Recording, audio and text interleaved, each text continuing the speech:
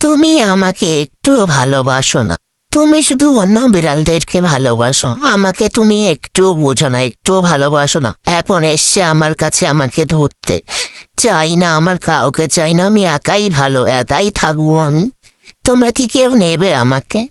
নিতে চাও তোমরা? তাহলে বলো, আমি আর এই বাড়িতে থাকবো না, চলে যাবো। কোন দিন মাথায় রাগ উঠে যাবে চলে যাবো, এখনো মাথায় রাগ ওঠেনি, তাই এই বাড়িতে রয়েছি।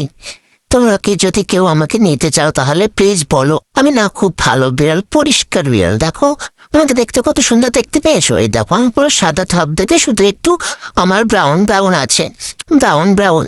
দেখতে আমি খুবই ভালো, আমি খুবই পরিষ্কার। দেখো আমি সবসময় নিজেকে চেটে চুটে পরিষ্কার করে রাখি।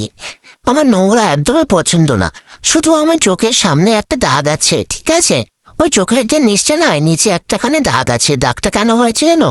আর হুলোর সঙ্গে আমি মারামারি করতে গিয়ে আমি মার খেয়ে দাগটা কেটে নিয়েছি। নাহলে আমি খুবই ভালো, আমি কারোর সাথে মারামারি করে না। এই দেখো দাগটা দেখতে পেয়েছো চোখে নিচে? তুমি বেশি দিন থাকবে না, একটা চলে যাবে। আমি খুবই পরিষ্কার।